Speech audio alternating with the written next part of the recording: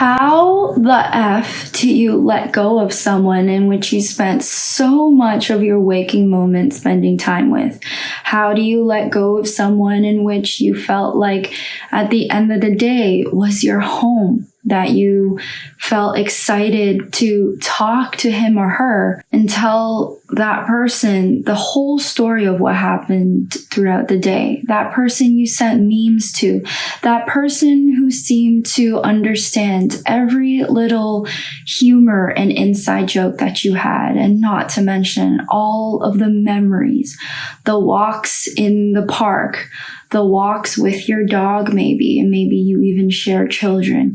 How do you let go of that?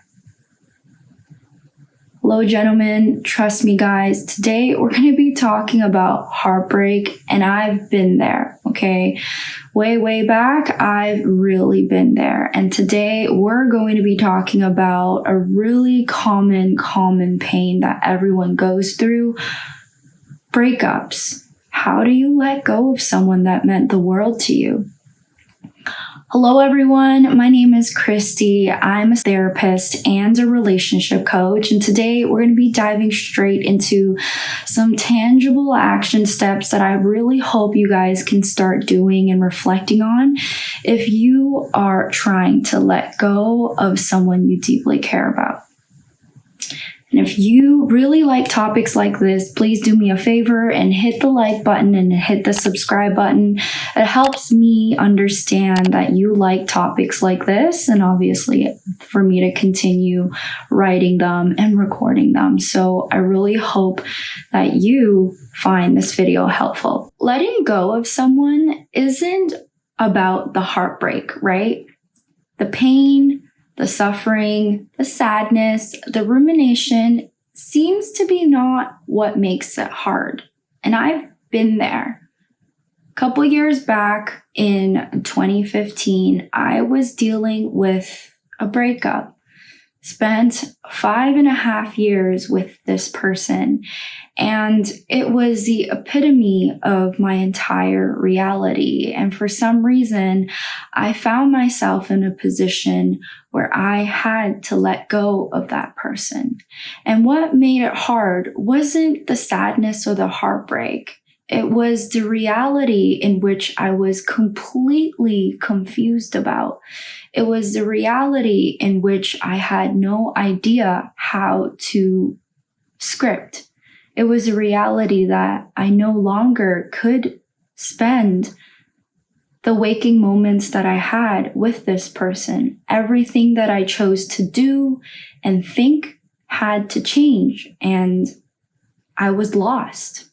And so many times when you're dealing with breakups or having to let go of someone, it starts with having to navigate through a whirlwind and tsunami of emotions. You're navigating through a storm of emotions, and it hits you all at once, okay? The anger, the jealousy, the abandonment, mixed with still being deeply in love or deeply connected, and you care about that human being to the core. How could you not imagine yourself being connected with this person anymore, right? So what all these emotions does is that it swirls around in your brain, and it swirls around and trickles into your everyday actions. And sometimes people to choose to sleep on it, and sometimes it takes days, and some people choose to dive themselves into work and try to numb themselves and distract themselves, and work seems to be an escape that burns you out even more. And so as a therapist, I've seen it all. And in today's video, I want to give you both some information as to what you're going through right now and some strategies to help you really kickstart what it takes for you to let go of someone. Right now, maybe you're angry. And not just at her, maybe at yourself, because it all stems from you comparing yourself to all of the other humans out there. Maybe she chose to leave you. and to explore other people. Angry that she's moved on so quickly and possibly even dating someone new right away, letting another person call her babe and baby. I get it. And this jealousy and this anger that stems from resentment all stems from you feeling as though you are not good enough. You are not valuable enough. And no matter what I do as a woman or a friend or a therapist, I'm not here to convince you otherwise, but I want you to start acknowledging that you are comparing and acknowledging that you are competitive, correlate in your innate brain, and trying to understand that your pain of being replaced is triggering your brain to actually problem solve and try to think of reasons in which you can fix that you were not good enough, that you didn't do good enough, that you didn't listen to her enough or didn't earn enough money or weren't masculine enough. And I want you to acknowledge that because that says a lot about you. However, the part of letting go isn't about solving those problems that honestly you cannot solve. And maybe when you were in the relationship, you solved it and it wasn't enough. But I want you to acknowledge the fact that your ability to be a problem solver, your body's ability to trigger the emotion of taking accountability at the end of the day, that comparing that constantly drains you of your headspace is actually what makes you a very good person. However, it's also eating you up. So allow that anger to come out, but I want you to use it in a different way. And I'm going to talk about what it requires next. But before I do that, I want to tell you about a client I had. This client admitted that he couldn't stop imagining her with someone else, and it's eating him up inside. He said, I feel like I'm being effing replaced. Like I was just some stupid placeholder for her to learn about what she wanted in life and in a partner. Do you know what that's like? Specifically, this feeling of feeling completely discarded and devastated. And I get it. Welcome to stage 1 of a breakup and you letting go. In this stage, this is how I want you to navigate through it. Number 1 is obviously acknowledging the fact that you being in a comparative jealousy state in which you are constantly wondering what that person had that you didn't have, or that man had and you didn't have. That constant thought of trying to problem solve something in which can no longer be saved at this point is a very, very, very, very admirable trait about you. However, the next strategy I want you to try, the only way to really kickstart the next couple weeks that you have upcoming is understand that letting go is you have to let go someone with love. You have to let go of someone with compassion, not only to her, but to yourself. You have to allow yourself compassion and love when it comes to not being able to solve those problems anymore. That you will wish them well, even if you didn't have the opportunity to show everything in which you thought you wanted to show her, or the love and compassion you showed to her in which maybe you were just not the person for her, but you are unique in other ways.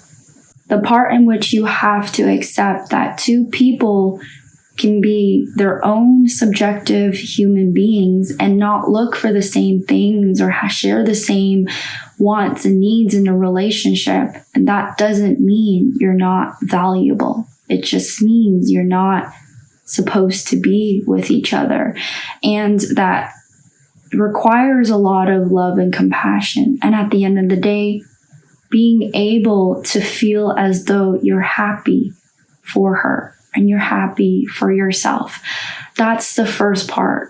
And that kickstarts letting go of the anger and the resentment and the jealousy. With love, I'm not always the type to talk about feel good emotions, but this one, in this video, it requires it.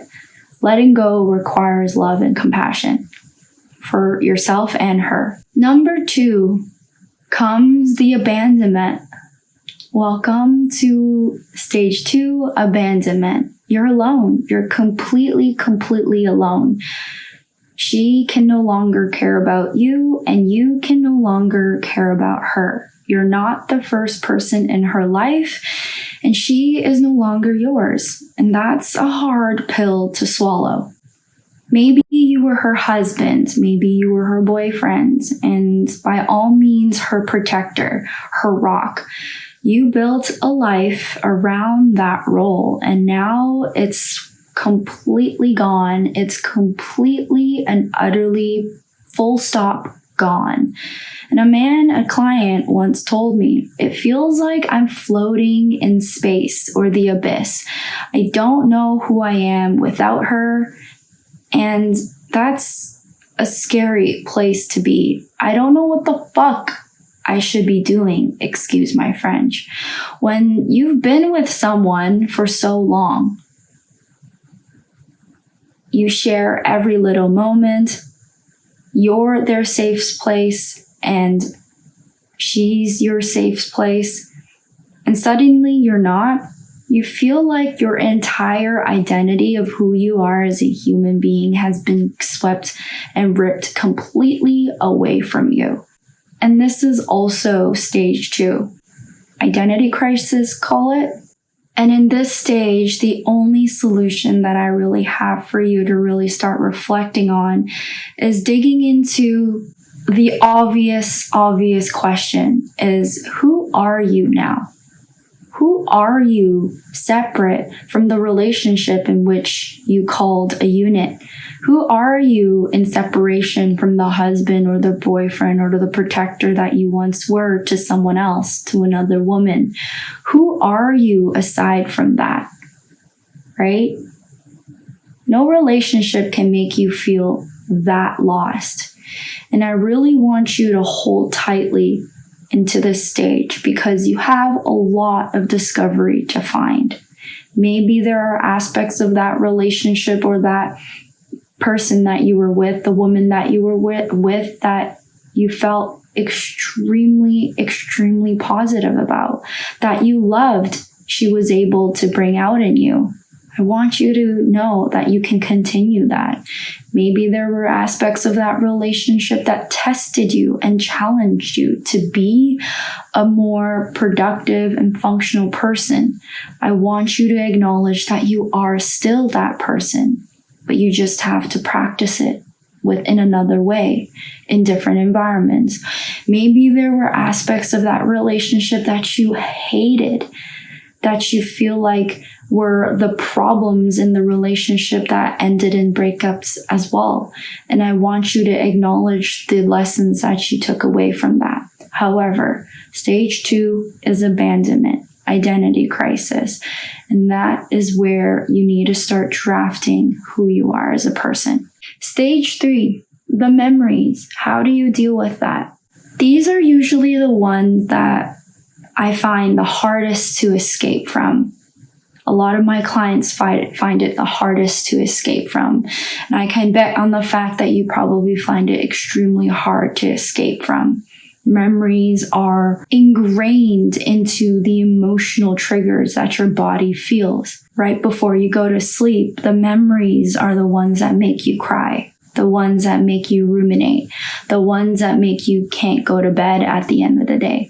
Maybe it's a vacation to Mexico where you made her laugh so hard that she cried. Maybe it's the time at night where you guys shared simple movies and just ate snacks and she fell asleep on you. Maybe it's the night before you had a business trip and she was being all clingy and whiny and she hid in your suitcase. Maybe it's that day where she said, "I love you" for the first time. But now she's gone, but the memories aren't. And that's the hardest part that a lot of people can't navigate through. What about these memories and moments that make it so hard? And the truth is, those moments and memories, they're still your reality. They're still what you want. They're still your home.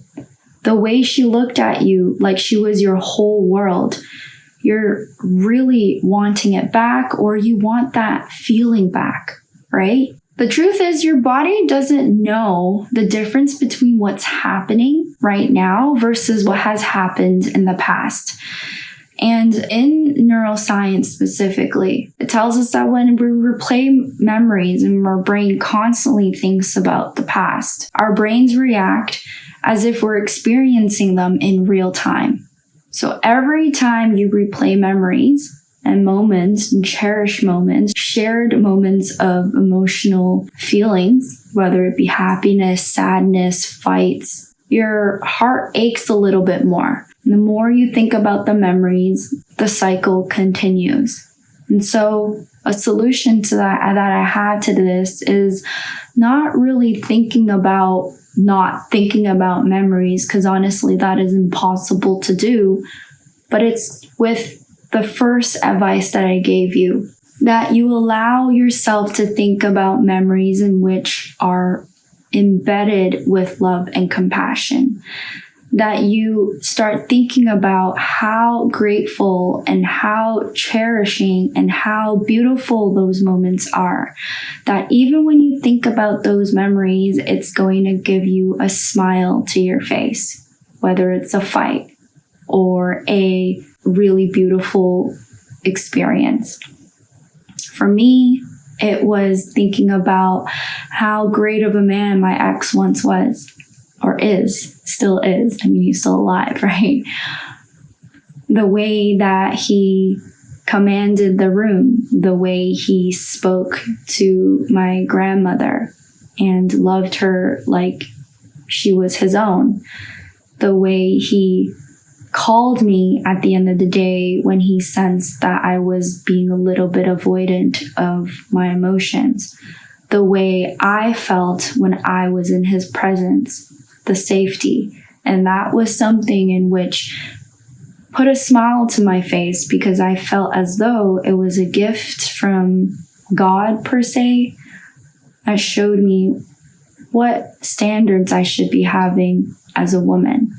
And so let those lessons and those beautiful moments be a reminder to you that it is possible, that they were beautiful shared moments. But it's not about trying to rebuild it with the same person.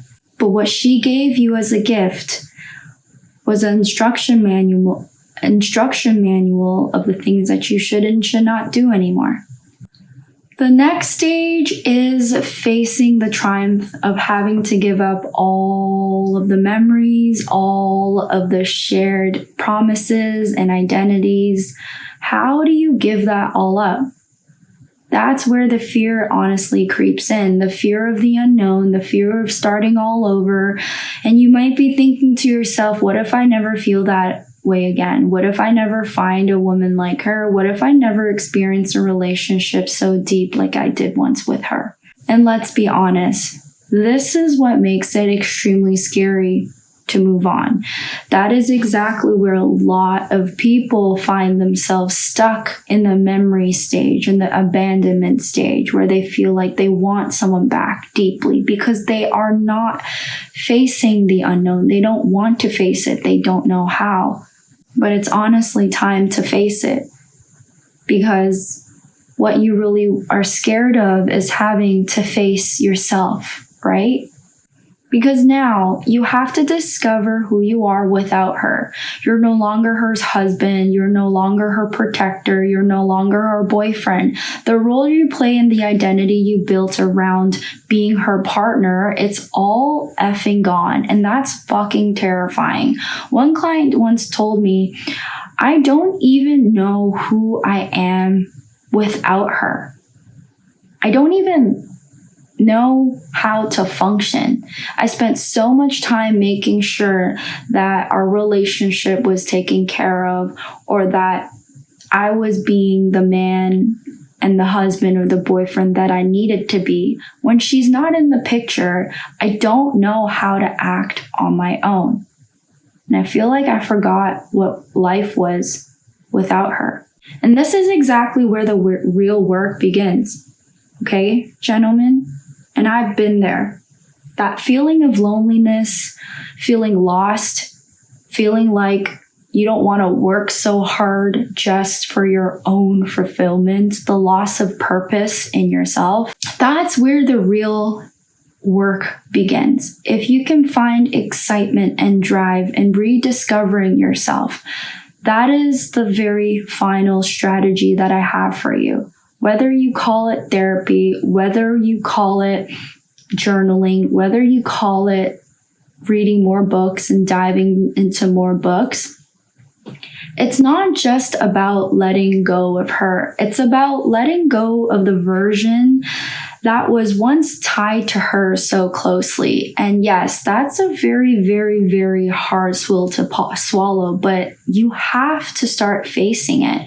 Maybe you felt like being with her was what defined you as a strong and capable and good man. And now that she's gone, how the F do you define yourself in your own terms? It can be a scary place, but it can also be very exciting, right? Yes, it's painful and your body feels it to every inch of memory.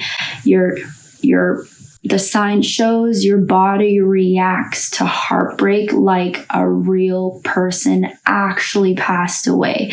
The tightness in your chest, the pit in your stomach, the ache in your heart when you're imagining her with someone else, possibly having sex with someone else, possibly you share children and your children calling someone else dad. But remember, your body is a very resilient organism and a mechanism. What your body is actually trying to do is really trying to protect you from doing anything crazy without thinking about your emotions. That's what emotions are trying to do. It's telling you danger, danger, danger, right? Get back to the relationship that you had, what is comfortable, what is safety, right? However, though, your mind is also a very, very strong organism.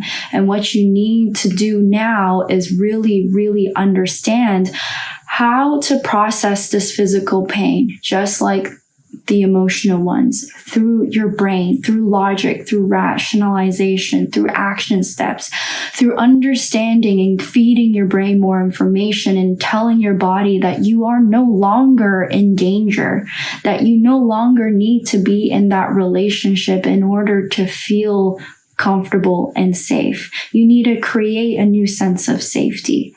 Okay? And so it's really important that you start diving into what safety, a new term of safety, means to you, a new term of feeling powerful, a new term of feeling purposeful, and a man of impact outside of the relationship you once had. And I want to remind you guys, as I wrap this video up really quickly, letting go is a compassionate and loving journey. So let yourself grieve, be angry, be jealous, be scared, but don't let those feelings define you. Use them as a fuel that you need in order to rebuild and understand and reflect and take on and take away all of the lessons in which it has shown you.